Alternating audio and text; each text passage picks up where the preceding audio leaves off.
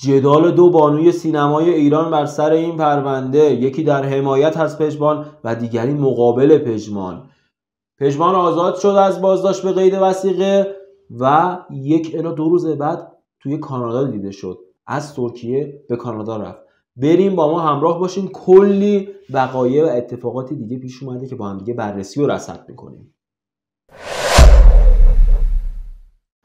درود دوستان، امیدوارم هر جای دنیا که هستین حال دلتون خوب باشه. این بارم اومدیم با یک ویدیوی دیگه از کانال شبکه سی نتورک سی. کانال ما رو سابسکرایب کنید، دکمه زنگوله رو هم لطفاً بزنید تا از ویدیوهای بعدی ما با خبر بشین. پرونده پژمان جمشیدی هنوز بازه. ظاهرا این پرونده سر درازی داره و خیلی اتفاقات جدید باز توی این پرونده افتاده. شاکیه این پرونده، مادر شاکیه این پرونده مصاحبه‌ای رو داشته با روزنامه هممیهن و اذعان داشته که پزشکی قانونی تجاوز به دخترش رو تایید کرده. در تاریخ سه‌شنبه 6 آبان بوده این مصاحبه که همینجور که میبینید گفته که پزشکی قانونی تایید کرده تجاوز رو. اما توی همون روز رئیس سازمان پزشکی قانونی یک مصاحبه‌ای رو داشته که با هم دیگه ملاحظه بکنیم که خسته نباشید. گفته شد که در پرونده پژمان جمشیدی بحث تجاوز مورد تایید پزشکی قانونی قرار گرفته. اولا امضا نشده یا من مطلع نیستم. یعنی این صحبتی که یعنی اون فرد شاکی داشتن که 2 بار عرض میکنم من مطلع نیستم. بعضا افراد غیر مسئولی حرفای خودشون رو از زبان پزشکی قانونی میگن، ولی پزشکی قانونی بالاخره مسئول داره چون در هر اقدامی که نیاز. البته مستحضر باشین در حوزه اطلاع رسانی که بخش مهمی از پرونده هست، ما یک بخش کوچکی از پرونده هست. به همین جهت اظهار نظرهامون رو به اصطلاح بیان نمی‌کنیم به صورت عمومی. اگر اطلاعاتی دستگاه قضایی و مراجع قضایی و قضات محترم خواسته باشن حضور داشتن اصلا به پزشکی قانونی مراجعه کردن. من مطلع نیستم. رئیس سازمان پزشکی قانونی یه بار میگه مطلع نیستم، یه بار میگه شاید به من ابلاغ نشده و خیلی چیزای دیگه میگه. حالا پژمان جمشیدی که به قید وثیقه آزاد شد و مسئله‌ای که باز دوباره تو این پرونده حاشیه ایجاد کرد خروجش از کشور بود. همین که از بازداشت آزاد شد به مقصد ترکیه رفت، از اونجا به کانادا. به گفته خودش اینه که برای دیدار خانواده‌اش رفته. پژمان درست گفته، تمام اعضای خانواده‌اش، خواهرش، پدرش و برادرش توی کانادا ساکن هستن. اما واکنش‌های 2 تا بانوی سینمای ایران توی این پرونده خیلی جالب و عجیبه. یه جنجالی پیش آورده این پرونده پژمان. خانم گیتی معینی ویدیویی ازشون توی اینستاگرام پخش شده که با هم دیگه ببینیم. پژمان بچه بسیار خوبیه. من علیرغم این که حضور فیزیکی نداشتم با ایشون، یه بار برج میلاد حتی سلامم نکرد، ولی من وجدان دارم و دلم میسوزه چون میدونم قطعا توطئه است و این توطئه پشتوانه داره این کارو میکنه. تو الان آخه دور زمونه نیست، شما خودتون میرین موسموس جوونا رو میکنین، بعد میگه منو به زور برد. خجالت بکش تو رو خدا دیگه واسه ما نه. بعد حالا خانم کتایون ریاحی هم حمایت کرد از ایشون، از اون خانم، و گفتش که حتما یه چیزی هست که دادگاه ایشون رو بازداشت کرده. خب بگو شما برو رأی بده به چه ضرر ایشون، اشکالی نداره. آدم یه خدای بالا سر هست دیگه، بالاخره تمام قضاوت‌ها رو خدا میکنه. تو آدم عادی اون مش محمد سبزی فروش 200 به قرآن 200 زن و دختر دورشن، اینا که دیگه خودشون مطرحن، قیافه دارن، تو دل مردم جا دارن، تنازن. آخه مگه میشه که یکی بیاد به زور یکی رو ببره خره‌کش کنه؟ به خدا دروغ میگی، تجاوز کنه، دست پاشو ببنده. ببین واسه ما نگو، برو واسه اونای دهه 80 یا دهه 90 بگو که بنده خدا افلکا نمیدونن، ولی ما که میدونیم دروغ میگی. همونجور که دیدین خانم گیتی معینی بازیگر سینما و سریال‌های تلویزیونی که توی حالا بخوایم اشاره کنیم توی خانه بدوش رضا عطاران بازی کرده، اونجا بازی داشته.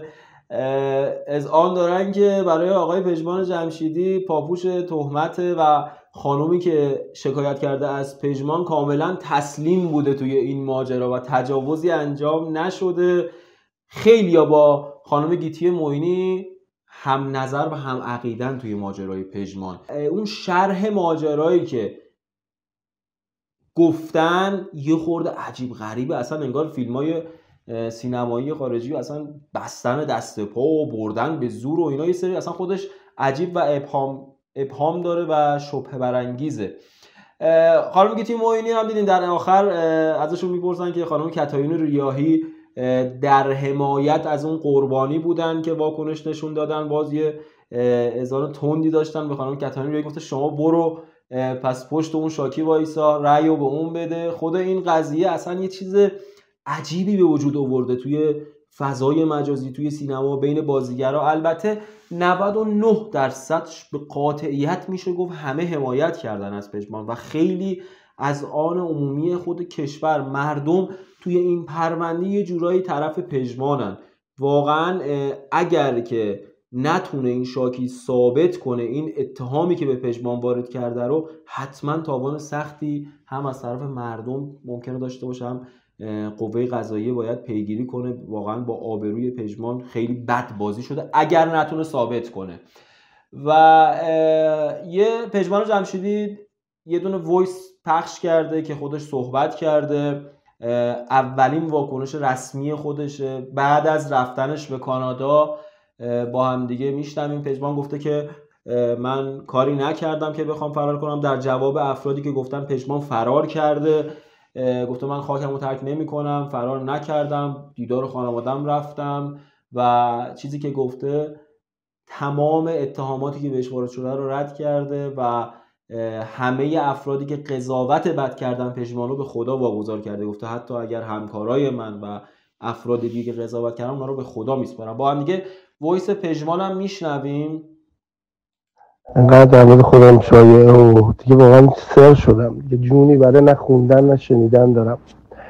فقط یه چیز از خدا میخوام که واقعیت مشخص بشه و دست تک تک این آدمه که الان به این راحتی من رو قضاوت میکنن رو بشه. و شاید اگر این واقعیت رو بشه، واقعیت زیادی در مورد این آدمه که راجع به من حرف میزنن رو بشه. یعنی مشخص بشه اینا به هیچ چیزی معتقد نیستن، اینا به راحتی میتونن با شرف، آبرو و تمام چیزی که یک انسان در طول این 25 سال شهرت جمع کرده بازی کنن، چون براشون اهمیتی نداره. و خیلی از اینها خیلی از اینها دایره دموکراسی و نجات ایران رو دارن و اینش برای من خیلی جالبه و خدا رو شکر این اتفاق افتاد و من دست تک تک اینو برای حداقل من رو شد. من هم همکارای خودم و هم هر کسی که راجبم قضاوت بد میکنه رو به خدا واگذار میکنم و هیچ دفاعی از خودم ندارم، چون میدونم که بالاخره حق به حقدار میرسه. هم به انسانیت خودم هم به حضور خداوند ایمان دارم و تردید ندارم که مثل همیشه حق به حقدار میرسه. و اینم بگم که من خودت منو میشناسی، من بدترین گناه دنیا رو هم بکنم دوست دارم در سیستم قضایی کشور خودم و در پیشگاه مردم خودم قضاوت بشم. مثلا کشوری غیر از ایران نمیشناسم در دنیا. من هر جا باشم برمیگردم، چه برسه به الان که خیلی کار دارم، من باید خیلی حق خودمو بگیرم. من مگه کاری کردم که ترسیده باشم درم؟ کانال ما رو سابسکرایب کنید، دکمه زنگوله رو هم بزنید تا از ویدیوهای بعدی ما با خبر بشید. امیدواریم، بازم میگیم، برای هر دو طرفی که این اتفاق افتاده. ما بی‌طرف داریم این قضیه رو حالا جلو میبریم، داریم خبرها و اتفاقاتی که توی فضای مجازی میفته رو با هم دیگه رصد و بررسی میکنیم. امیدواریم، بازم میگیم، برای هر دو طرف اتفاقات خوبی بیفته و دستگاه قضایی به بهترین شکل این قضیه رو رفع و رجوع کنه. خیلی مسائلی دیگه توی کانال شبکه سی نتورکسی داریم. قرار جدا از پرداختن به حواشی حول و محور سینما و تلویزیون و این چیزا، مسابقات جذاب و حواشی رو با هم دیگه مسابقه کنیم، سینمایی برگزار کنیم. کلا یه سری سورپرایز خیلی خفن و خاص براتون داریم. پس کانال ما رو سابسکرایب کنید، دکمه زنگوله رو هم بزنید. کلی با هم دیگه کار داریم. فعلا خدا نگهدار.